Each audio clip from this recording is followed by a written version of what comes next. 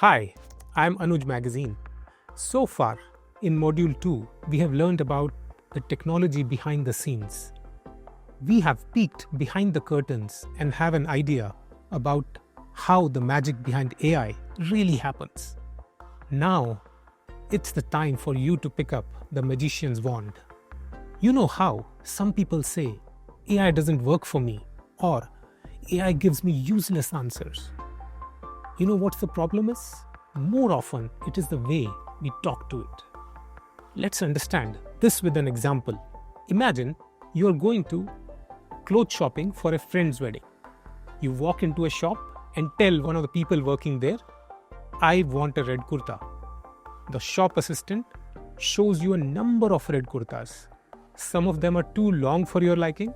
Others have a plain pattern that doesn't look nice and not something that you're looking for. Some are way out of your budget. You are disappointed and end up leaving the shop. Hey, but wait a second. Is that how you really look for help at clothes store? No, right? You will walk in and say, I want a red kurta for a wedding, size medium, and my budget is rupees 2,500. The shop assistant then knows exactly what you want, the event you want it for, the size you want it in, and how much are you willing to pay for it. AI behaves in much the same way. You need to feed your AI model the right amount of information and ask it the right questions so that you can get the answers that you're looking for. So, what is a prompt? If I were to give you a proper definition, a prompt is your instruction to an AI tool. It can be a question, it can be a task, or any message you send to ChatGPT, Gemini, or any other AI tool. The ability to feed AI the correct information in the right way is called prompt engineering. And don't worry, unlike actual engineering, prompt engineering isn't a rocket science. It doesn't require a 4-year degree to understand it. Think of it like learning to ask for directions. Ask the right question and you'll be able to reach your destination in time. Ask the wrong questions and you'll get lost, and there is no Google Maps here to help you. In the next few sections, you will learn the secrets of good prompt engineering and how to ensure your AI tool gives you exactly what you want each and every time. Remember, good prompts get you great results and bad prompts waste your time. Now, let's look at the difference between good prompts and bad prompts. But before that, a quick story. Last month, I was conducting a workshop in Pune. A student named Arjun raised his hands and said, Sir, I tried using ChatGPT to help me study, but I found it useless. It just gives me long and boring answers that don't help me at all.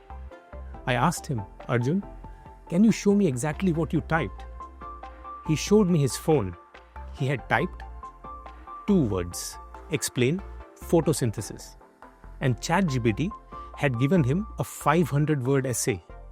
But that essay looked much like it was copied from a Wikipedia page. No wonder he was frustrated.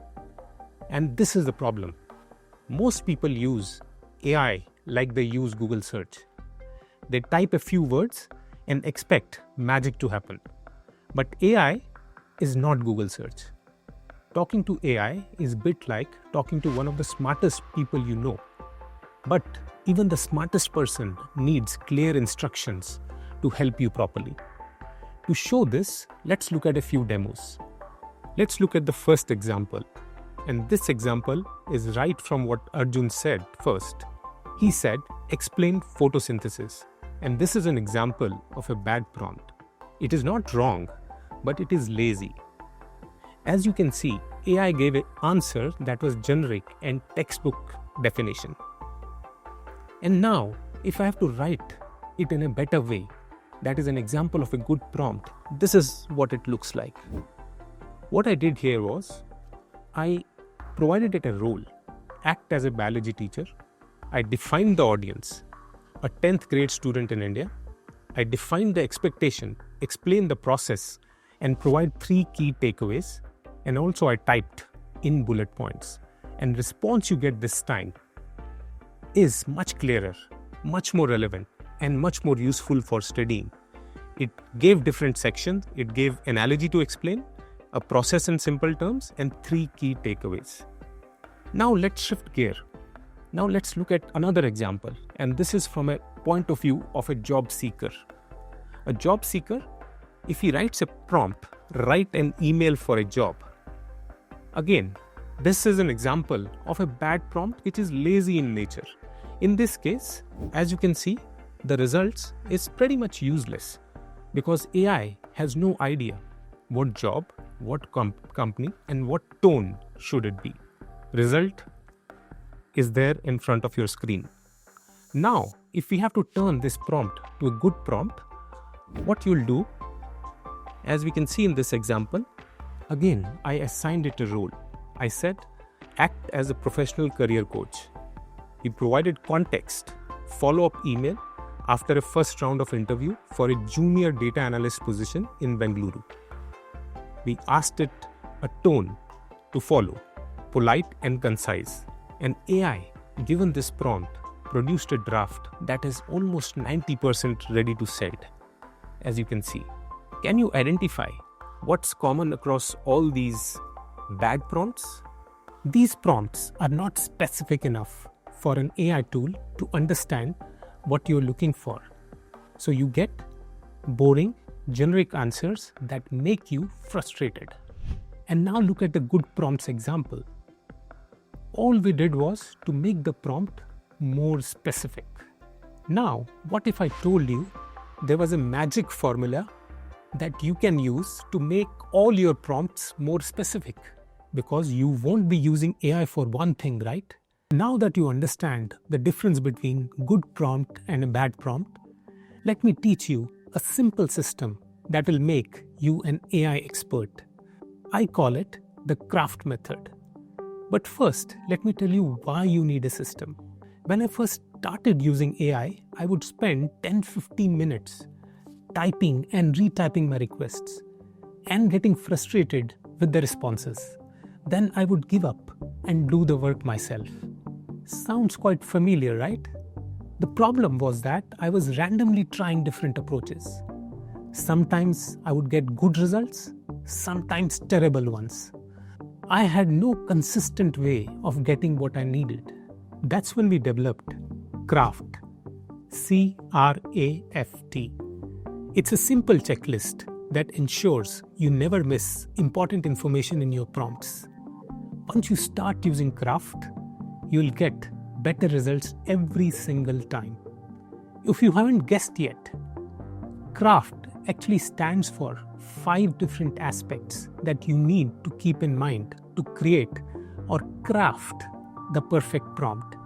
What are these 5 different aspects? Number 1, context. Who are you and what's your situation?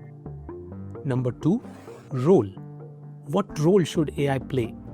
Number 3, action. What exactly do you want AI to do? Number 4, format. How should the answer look like? Number 5, tweaks. Any special instructions that you want to give. Let's break down each of these and start with C, the context. This is where you tell your AI tool who you are, what situation you are in, and why you need help. Think of it like introducing yourself to someone new. You would share the details that other person does not know but need to know you better. Let's move on to R. R stands for role. This is the role you want AI to adopt so that it can give you the most relevant advice on an answer. Think of AI as an actor who needs as much information as possible so that it can act in the role to the best of its ability. This means you need to be as specific as you can. Here are some examples of what this can look like. Act like an experienced career counselor. Act like a patient teacher explaining to a beginner. Or act like a marketing expert for small businesses. Now that you have given the full context, and also specified the role AI needs to adopt, we get to the most important aspect of all, the reason why you're typing into AI to begin with, which is what exactly do you want the AI to do? This is A, and A stands for action. As you must have gathered by now, you need to say something a bit more detailed than just help me. You need to exactly say what you need in as many words as possible.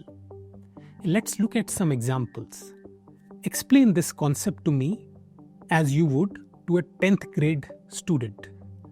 Summarize 5 key takeaways from the document I have uploaded. Help me plan my inventory based on customer data for the last 2 weeks.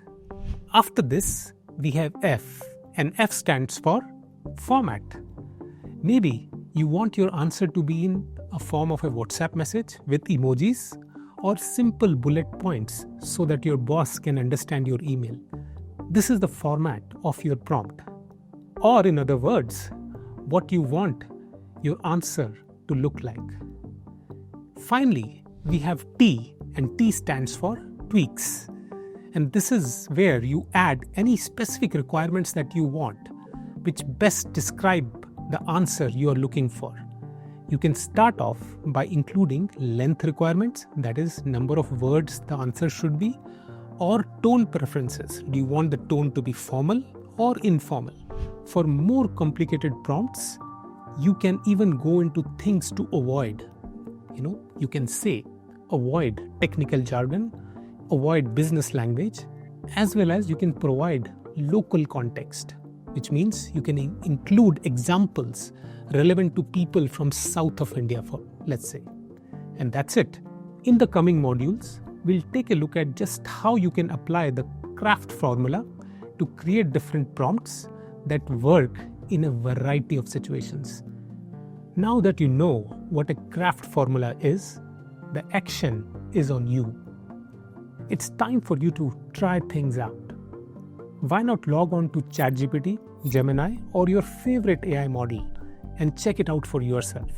Use different types of prompts and uncover the versatility of the craft formula. See you in the next module.